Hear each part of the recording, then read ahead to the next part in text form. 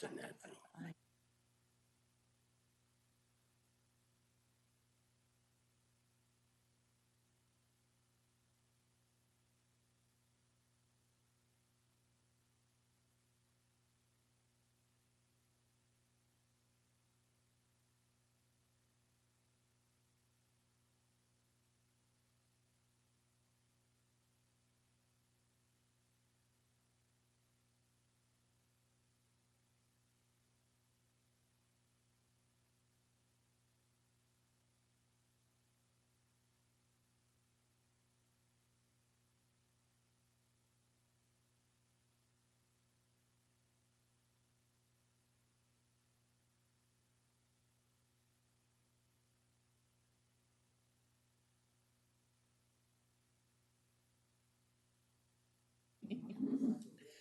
Go, man.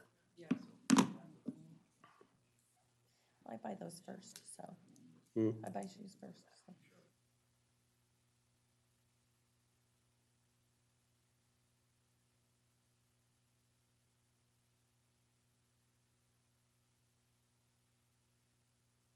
Planning Commission meeting for November 2nd to order, please. Hey, we have a roll call. Commissioner Peterson? Here. Commissioner Vanderwell? Here. Commissioner Brock? Here. Commissioner Perry? Present. Commissioner Fewens? Absent. Commissioner Reed? Here. Assistant City Attorney Allison McCormick? Here. Assistant Community Services Director Armando Ornelas? Here.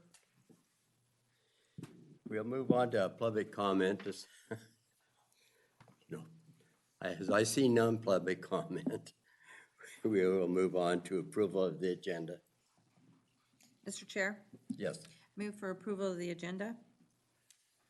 have a motion for approval, second. Second. We have a second. All in favor? Aye. Any opposed? Carries. We'll move to approve the minutes, a review of the minutes of October 17th. Planning Commission study session will be first, please. Mr. Chair, I move to approve the minutes of the October 17th Planning Commission study session. Have a motion, second, please. Second. We have a motion and second. All in favor? Aye. Any opposed? That motion carries. Thank you. Now we'll move on to approve the minutes of October 19th, Planning Commission meeting.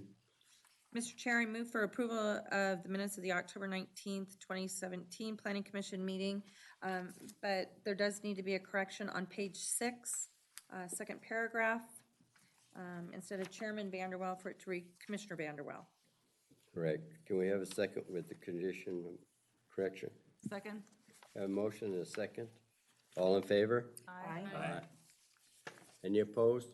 Motion carries. We now look for an announcement of committee reports, please. The only announcement I have for the Planning Commission this evening is that there will be a second November meeting this month, and that meeting will occur 2 weeks from this evening on November 16th. Thank you. Any informational items? We have none, Mr. Chairman. All right, thank you. We'll move on to the public hearing items then. And we'll start with PCN 17-0048, a conditional use permit request for parking facility at 1416 Pullman Drive.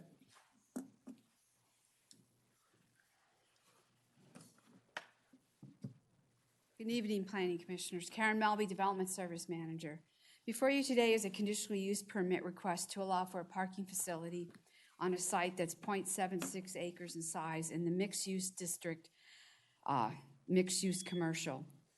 It's located at 1416 Pullman Drive. The parcels outlined here in cyan are the parcels, particularly this one in question. Here's Pullman, and this would be Prater out here with Sparks Boulevard to the east. The Champaign Family Dentistry, which is this blue roofed building, is proposing to build a 15,958 square foot building on a parcel approximately 42,500 square feet in size. On September 7th of this year, the Planning Commission approved a major deviation to request for this site to allow a reduction in the floor area ratio from 0.75 to 0.375. To achieve this floor area ratio, the applicant needs to adjust the property boundaries to create vacant parcels for future development. This is the current configuration of the property.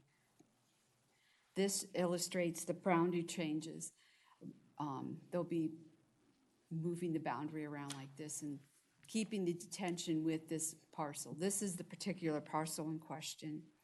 The adjustment of the parcel boundaries to meet the FAR results in a vacant parcel. The applicant is now requesting a conditional use permit to allow them to use this vacant parcel for parking. The parcel is adjacent to the existing parking lot to the east. You can see here's the parking lot. And will be bordered by parking lot of the new development on north and west. So there's parking here. To the south is a multifamily project. The owner would like to use the proposed parcel as an extension of the existing parking and also new parking for the new office building. While the site is near the planned bus rapid transit route on Prater Way out here, that service has not yet been established. Consequently, the majority of the employees and the clientele to Champaign Dentistry drive to the office and will require parking in the meantime. The proposed parcel could be redeveloped at any time by the property owner, subject to an administrative review. In reviewing the findings, finding C1, which is the compliance with the comprehensive plan, the parking facilities are not generally preferred use in the mixed-use commercial. However, this request does support goals MG1 and MG4 because a parking lot is a non-residential land use and the last portion of a development that was approved in 1999, representing an infill development. The use of this site as a parking facility could be temporary in part because of the new office building will conform to the standards in our code and does not rely on the need for this parking lot. The new building will, as you can see, come on, switch. There. You can see they will have an adequate parking to meet our code.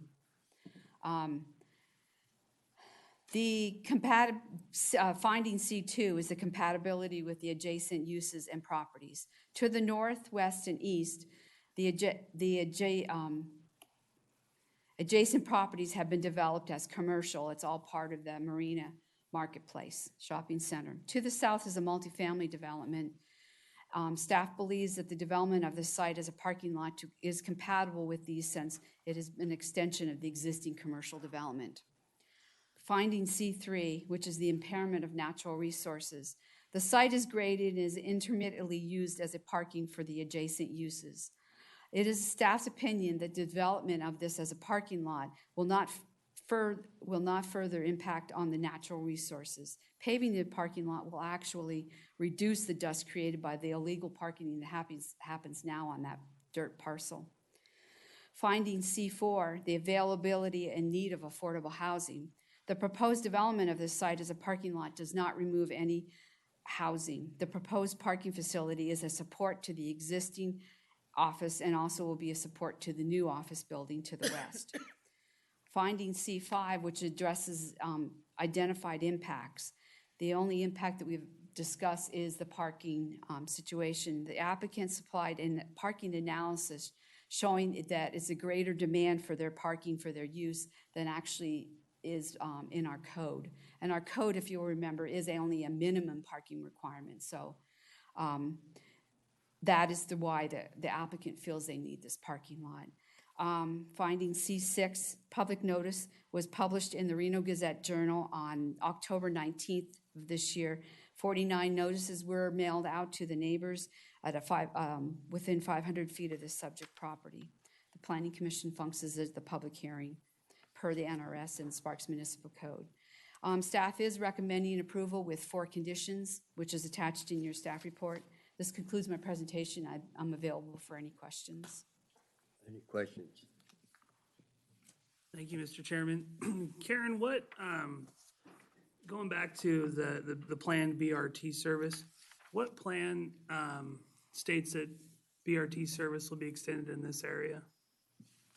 It's identified on our land use map as the route for the potential future of the BRT. It's a yellow line on the land use map, For the city of Sparks?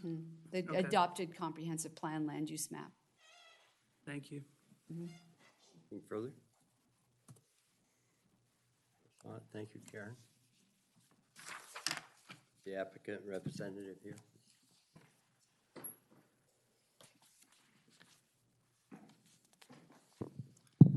How is everyone this evening? For the record, Chris Baker with Manhard Consulting here on behalf of Champaign Family Dentistry. Again, as you guys are familiar, this did come before you for the deviation a few months ago. Although this parcel is going to be earmarked for future development, we're just not quite there yet in this area. So in the interim, we felt that it would be better suited for overflow parking for both the facilities, the existing and future planned facility, and it would obviously prevent potential nuisance on the site now, wind, dust, other things. So for us, it just made more sense to incorporate it right now into the development. Again, that wouldn't preclude it from being ultimately developed to meet higher FARs, but in the interim, we feel this is the best solution. Wait, is there any questions from? Again, Chris, I had a question. What's the likelihood of future development happening on this property? You kind of piqued my interest in your presentation.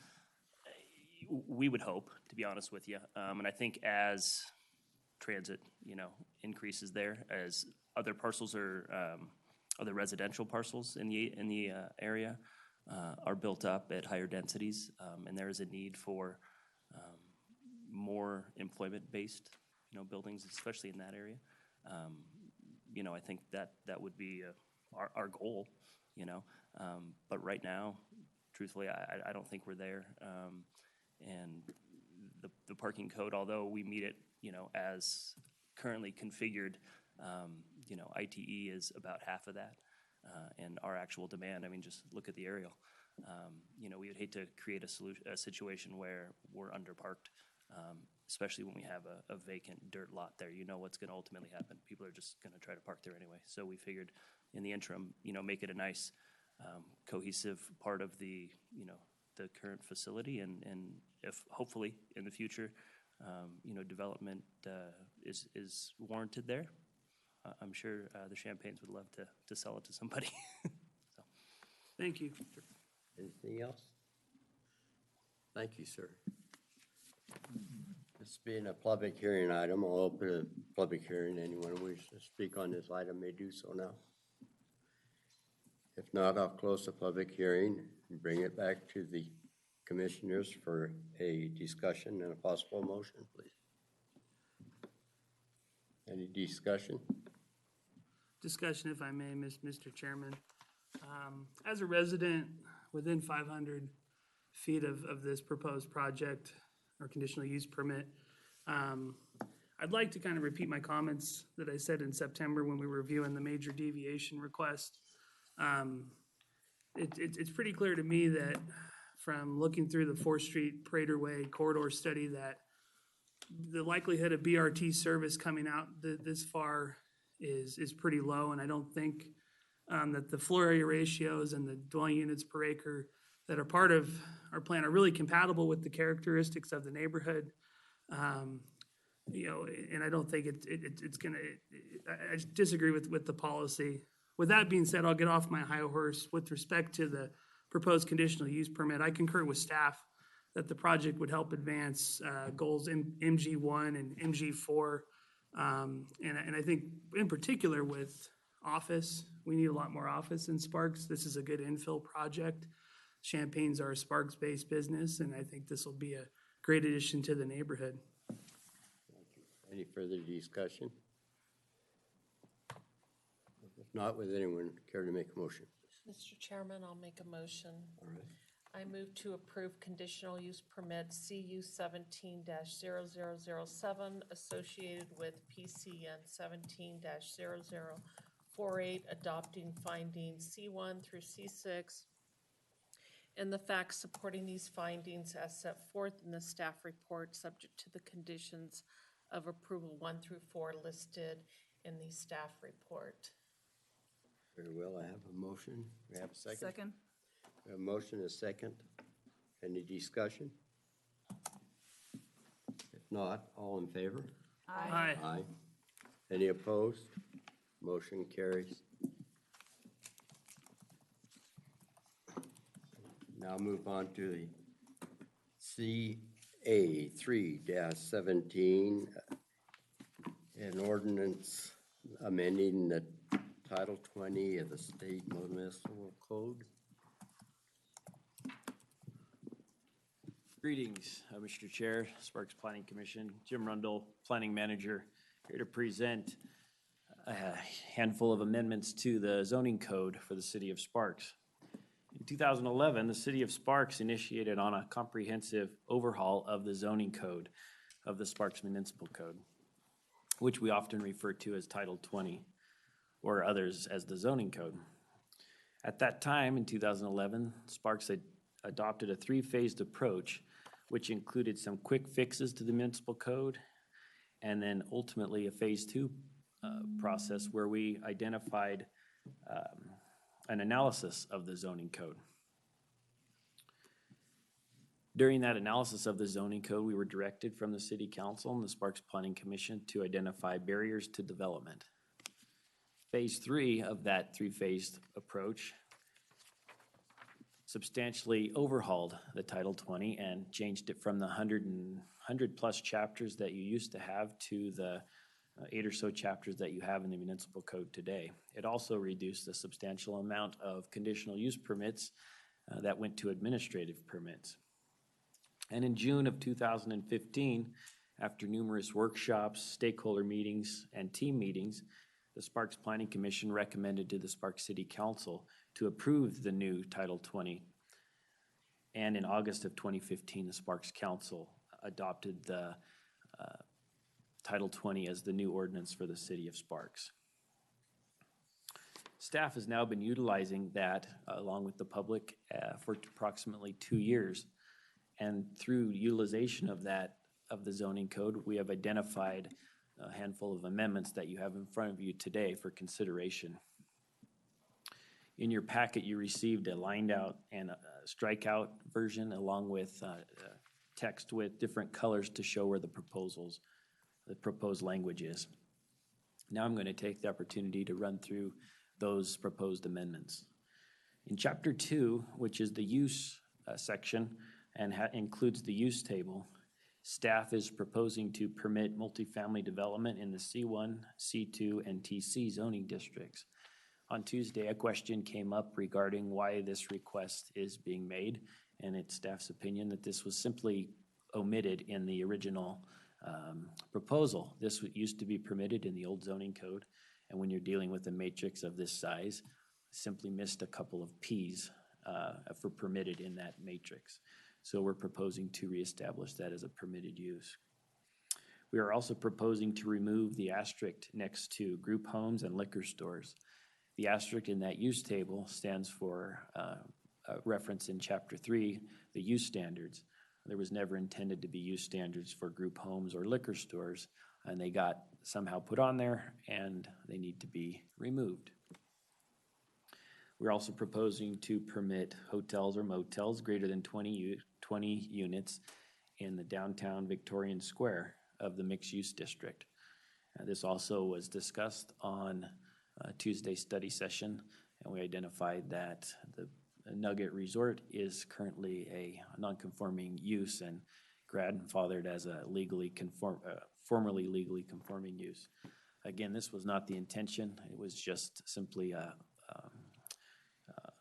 use should have been approved at that, and it was omitted. So we would like to change that. We have proposed to bifurcate vehicle sales and equipment rental and sales, as well as vehicle rentals into 3 different uses as opposed to 1. And we've proposed where those could be permitted in the various zoning district. We are proposing to permit childcare in the public facilities zoning district. We're proposing to require a conditional use permit for churches in the C2 zoning district and in the mixed-use districts, commercial and downtown Victorian Square designations. The next two are uses that we've had encountered at the front counter and we didn't have a definition for. So we're proposing to add hospice to the MF5, MUD, C1, C2, PO, and the I district, as well as bodily fluid collection services in the MF5, MUD, C1, C2, PO, and I district. And accordingly, we've added definitions for those in the definitions chapter. Urban agriculture, we're proposing to permit that in the C1 and C2. During the original adoption of this revised municipal code, there was a substantial amount of discussion on the urban agriculture component, and it has not provided any type of issue for code enforcement or permitting in the city of Sparks. So we believe that it will be use that can be added in the C1 and C2. The Planning Commission is very familiar with reviewing amendments to plan development handbooks. They often will see a final and tentative approval process that the Planning Commission considers. Through some analysis of the state statutes, staff is proposing a more direct route for applicants to have the Planning Commission and City Council consider their amendments, and we've proposed that in the plan developments section of chapter 2. This section comes out of the state statute 278A, and we believe that it will provide a more direct and more appropriate route through Planning Commission and City Council.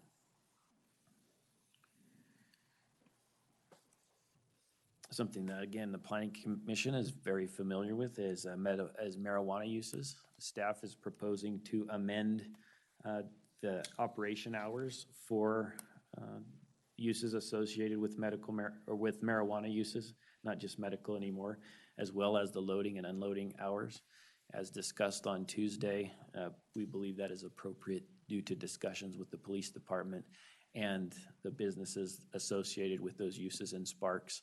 And the police department supports those as well as the requests from the business operators. We are proposing those amendments to the operation hours.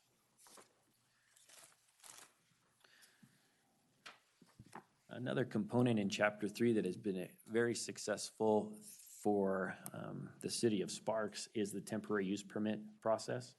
The temporary use permit process has been used for public works projects, utility projects, parking lot events, and we believe that this has been very successful. It's allowed us to condition projects that prior to the adoption of the new code simply couldn't be done in Sparks.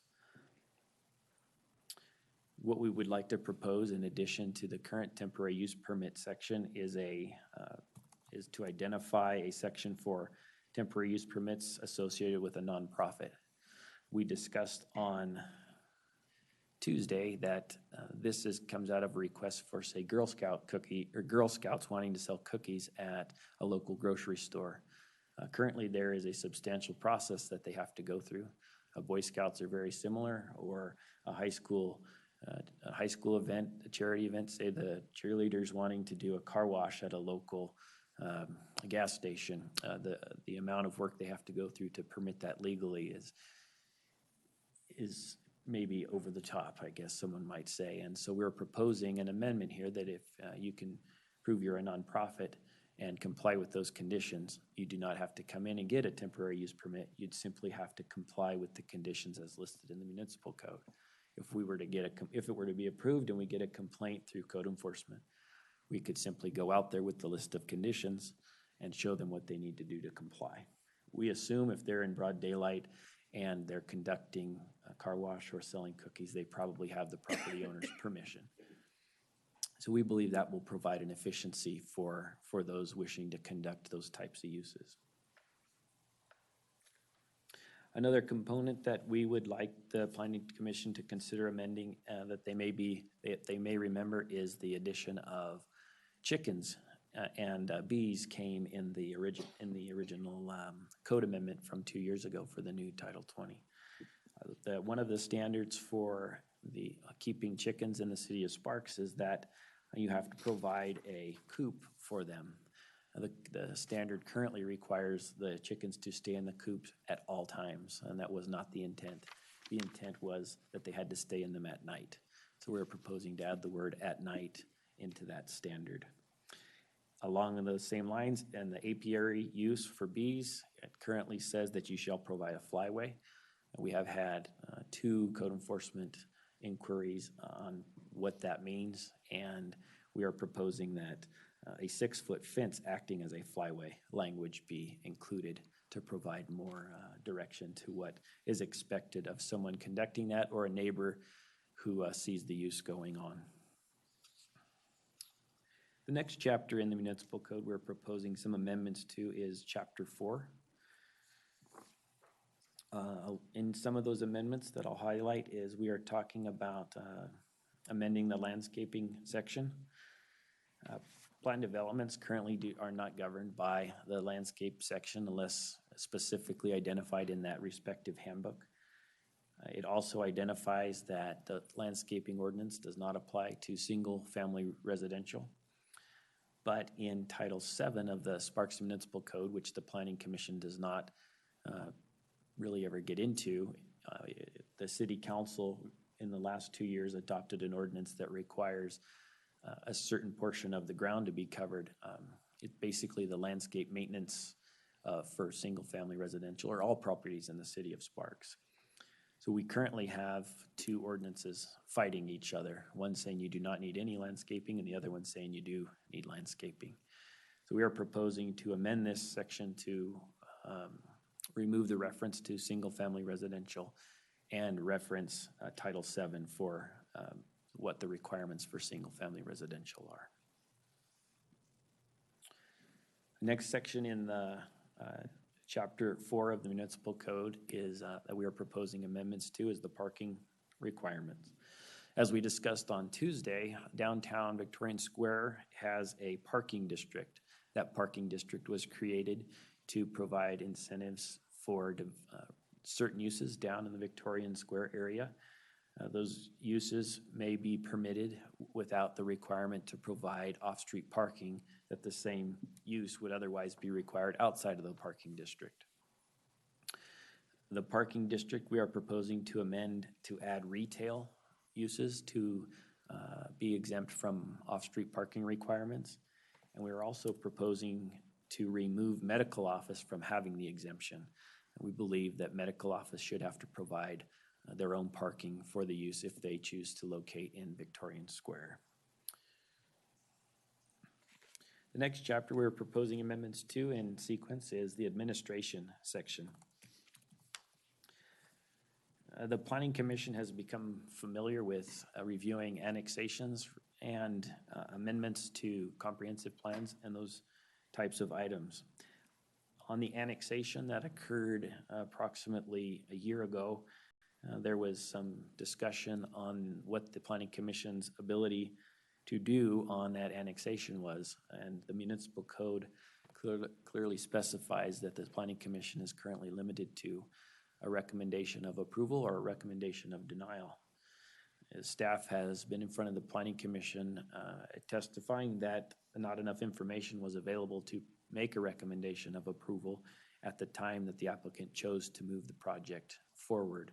What staff is proposing here is to include the ability for the Planning Commission to table and or continue an annexation request in the case that staff feels that they may utilize more time to provide a more complete recommendation.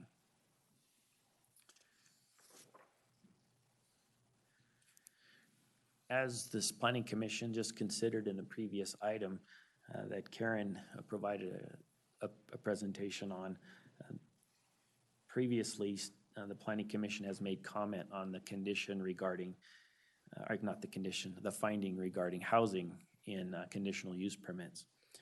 It's staff's opinion that it is very difficult to make this finding on certain types of projects that may be commercial and really have nothing to do with affordable housing. We have done substantial analysis in the state statutes and our housing element of our master plan and we have not identified the requirement from the state to have a finding regarding, for the Planning Commission to consider the impacts to affordable housing. So we are proposing to remove that as a required finding for the Planning Commission to consider for conditional use permits. The next part in Chapter 5, staff is proposing some amendments to the appeal procedures, and this did provide for some discussion at Tuesday's study session.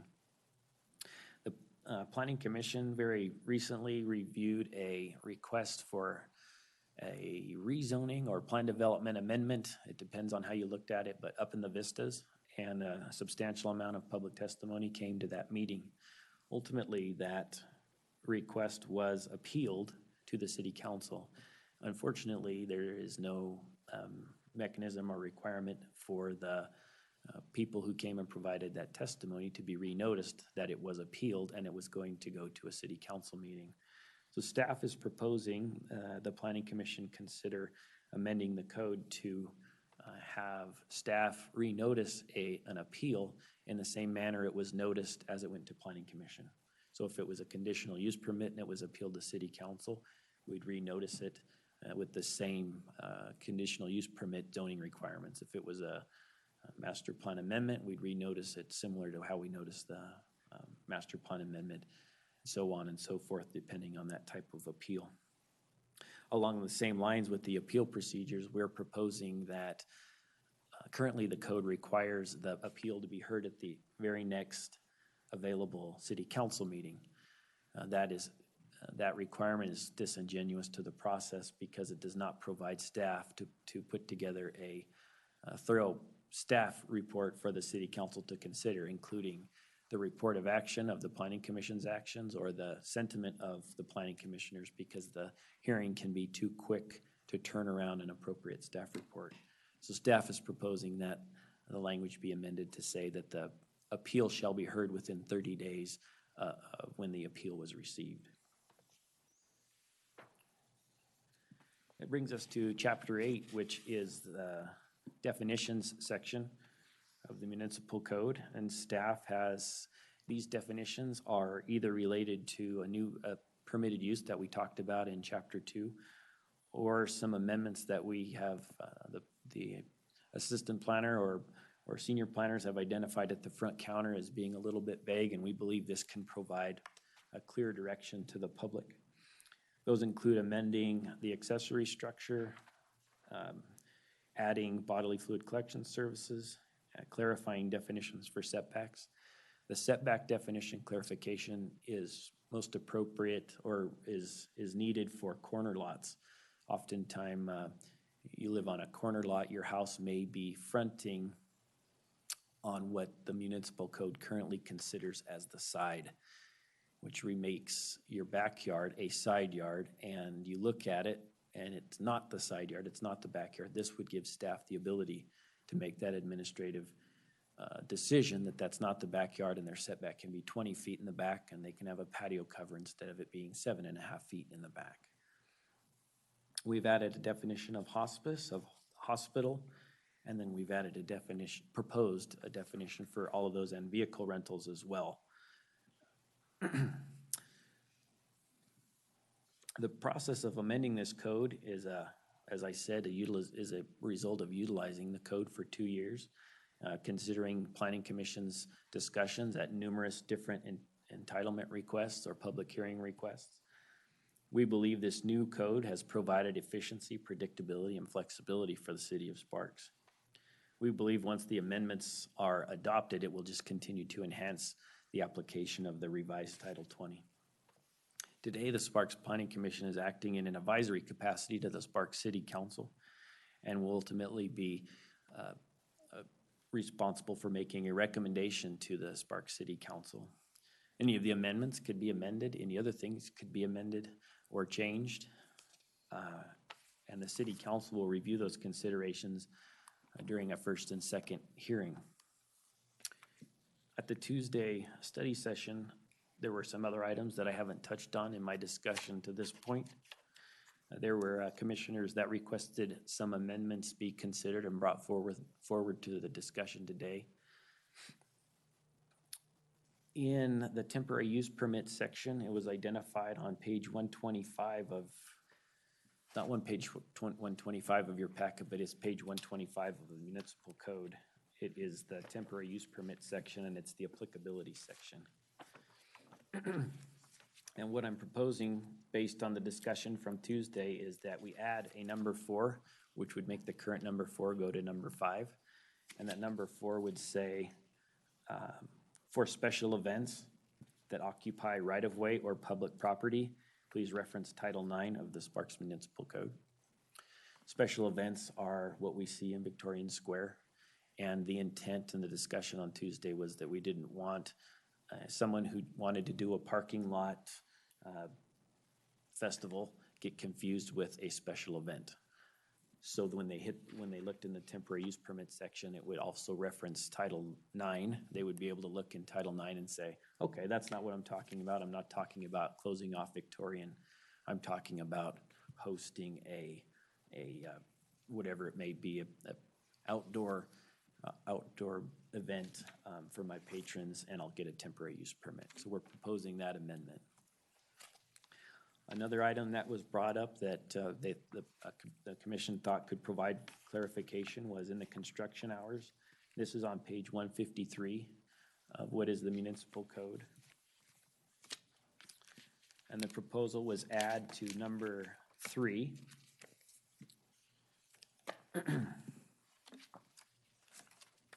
To require the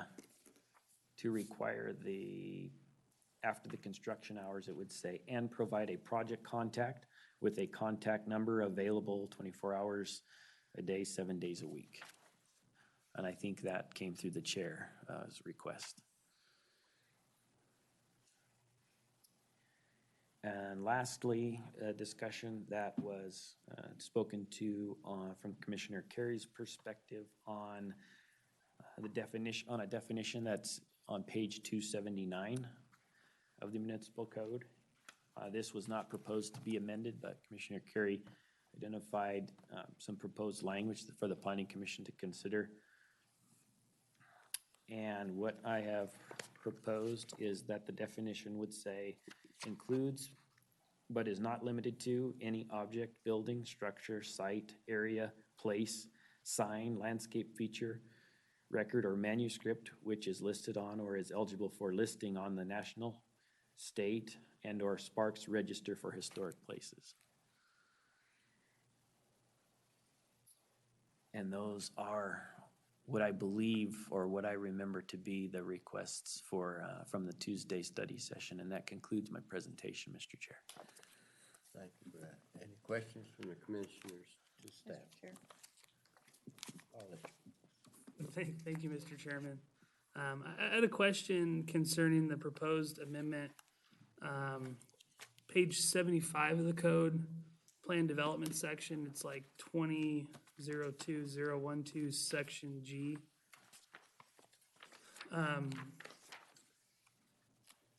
It talks about modifying densities within the plan development handbooks. Intensity or use or the density of residential units. I was looking for additional clarification on what that would be, and would that potentially, my question is, would that potentially lead to a plan handbook having a density that's different from what our comprehensive plan would allow? And which section is this, Commissioner Carey? OG on page 74 that spills onto 75? Yeah.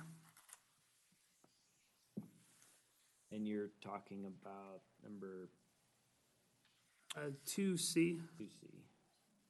Jimmy, if you don't mind, I'll take that question.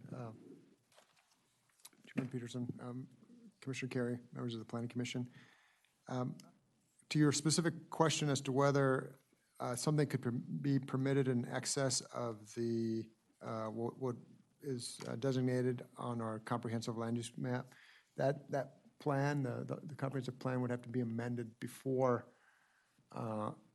the handbook could be amended to increase it in excess of what is allowed at the time of initially. So a plan development, is essentially, in a sense, both master plan and zoning, but it's really, in this sense, functions more as zoning. So, the zoning would have to be in conformance with the comprehensive plan land use designation for that particular portion of the plan development. And so, as is the case, if you want to rezone something and you want to do something different than what is permitted by, or what's designated on the land use plan, you got to change the comp plan before you can change the zoning. Thank you. I wanted to make sure that was on the record. And that was just more clarification about the intent of what this language is trying to do. Currently, the state statutes require, when an applicant desires to amend a handbook, tentative and final approval process. So the planning commission reviews tentatively, and then they may very well review the same amendment that they reviewed a month and a half earlier on for final approval. This would allow the applicant to move it forward in one public process as opposed to the two. It would also, as we have amendments to handbooks, when a handbook is brand new, it's relatively simple for a master developer who owns, let's just say, the entire section of 640 acres to request the planning commission approve an entitlement on that land. Once the land begins to be developed, you begin to have more and more property owners that are have a vested interest in that handbook, and the master developer is no longer the only one property owner. This provides a mechanism for a handbook to be amended that doesn't necessarily require 118 property owner signatures. It could be something that was requested by the city, for example, to amend a handbook when it's the right thing to do by the administrator's purview or discretion. And that's where it could really help, is on a handbook that's already been proportionally developed. Thank you. I had one more, but I defer to the vice chair.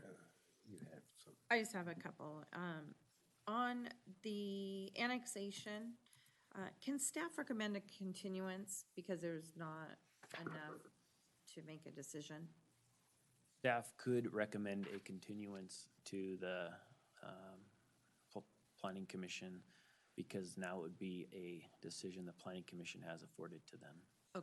Okay. And then just a follow-up on that. On the chapter 20, the 05, verse or paragraph 13, does 30 days give staff, I realize it gives, you're asking for that so staff can get a staff report. And the paragraph before that was to make sure that if there was a continuance or an appeal or things like that, that the public was notified again. Is that 30 days still enough time to also get the staff report and notices out? Or does it need to be longer? We believe that the 30 days will afford that. Because it starts from the time the appeal came in. Okay. So if the appeal comes in on the 9th day, for example, it would start from then. And we would already have the noticing done because we would have done it for planning commission. Okay. We should be able to simply take that computer portion that we have, put it in the system and kick out the notices again. Update the notice actually, because it would say the city council hearing. But the legal counsel and I have both vetted that, and we believe that the 30 days will suffice. Okay, I just wanted to make sure that it was enough time so that the public got the notice. So, perfect. That's all I had. Thank you. Just one more minute, Mr. Chairman. The garage sales section, I didn't write down the.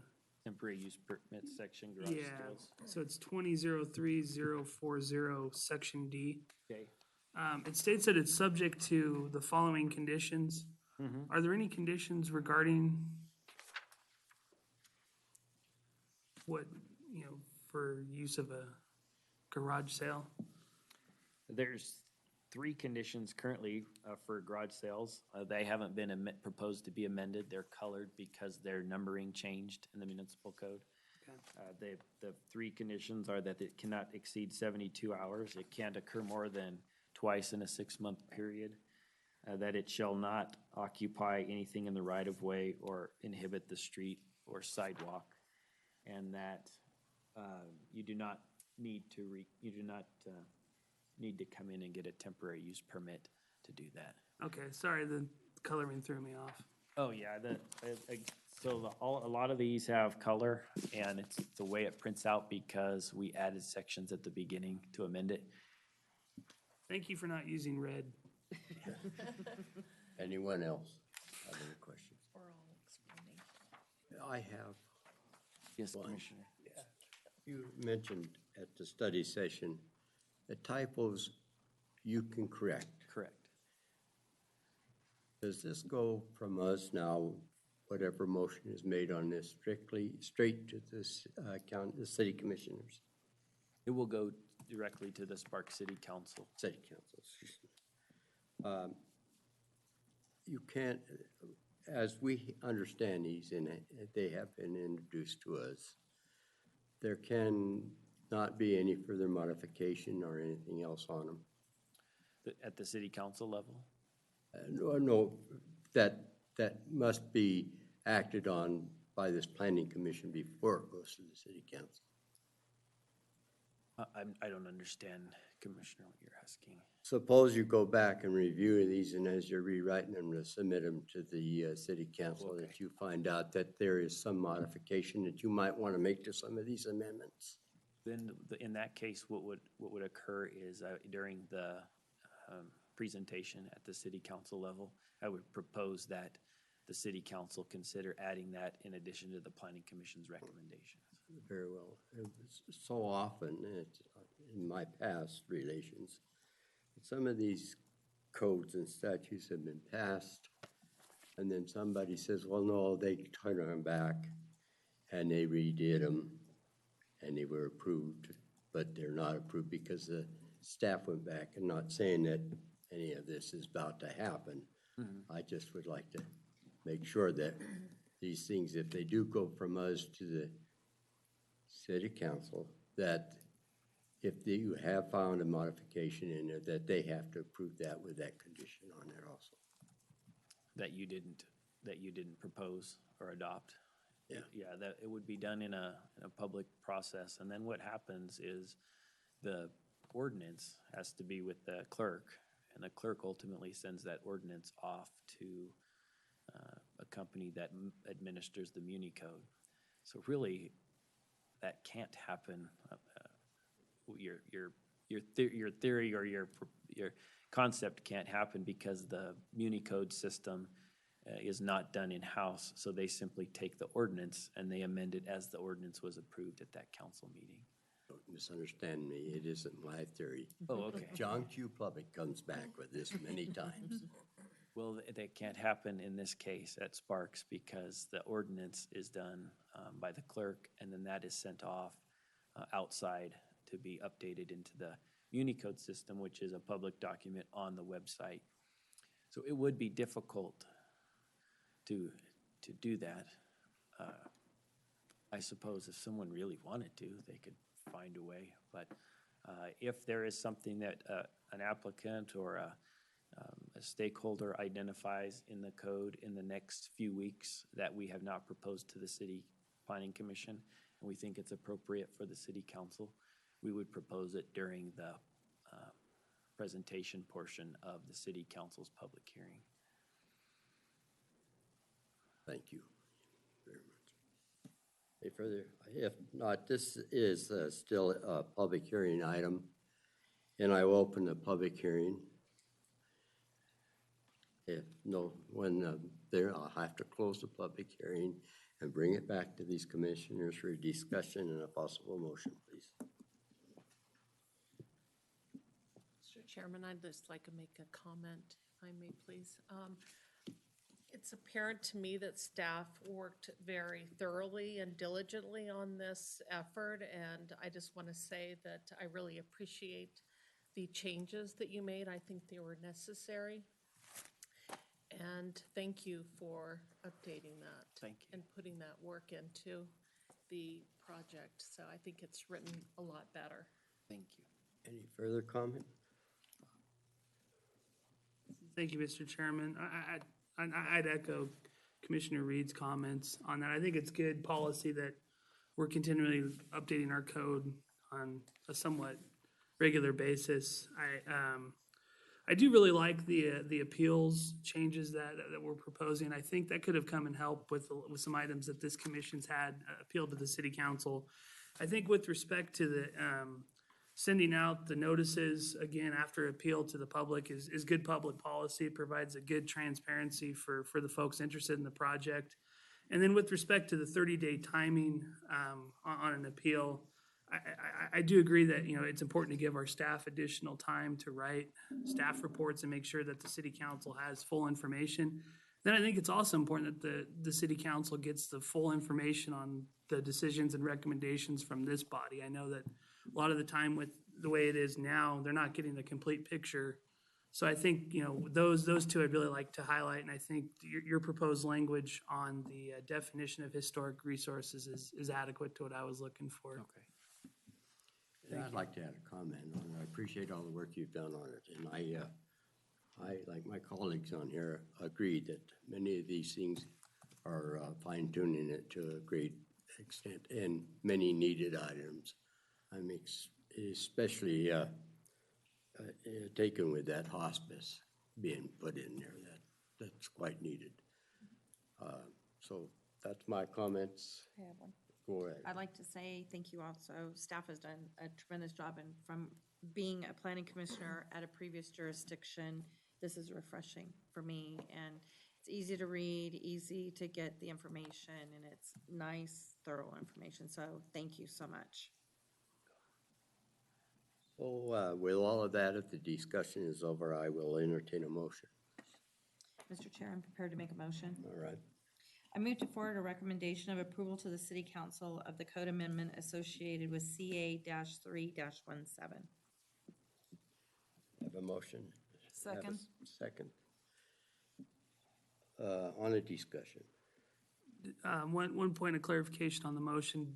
Does the motion include the proposed changes from staff tonight? Do I need to amend it? Okay. Yes. Then I will amend it to yes, include the changes that staff proposed. Second. Motion restated and seconded. Any further discussion? If not, all in favor? Aye. Any opposed? Motion carries. Thank you, Jim, for the hard work you guys did. There are no general business items.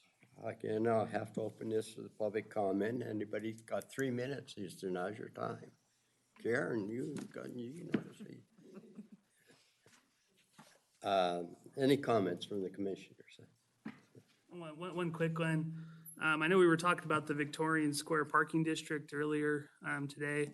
I'd like to put a shameless self-plug about, I'll be giving a presentation on one of the oldest buildings within the Victorian Square Parking District, the Bank of Sparks building, this Saturday, 2 o'clock at the Sparks Heritage Museum. Presentation will kind of talk about the history of that building. It is listed on the National Register. For everyone watching on Sparks Centennial TV, come join us at the museum Saturday at 2 o'clock. Thank you.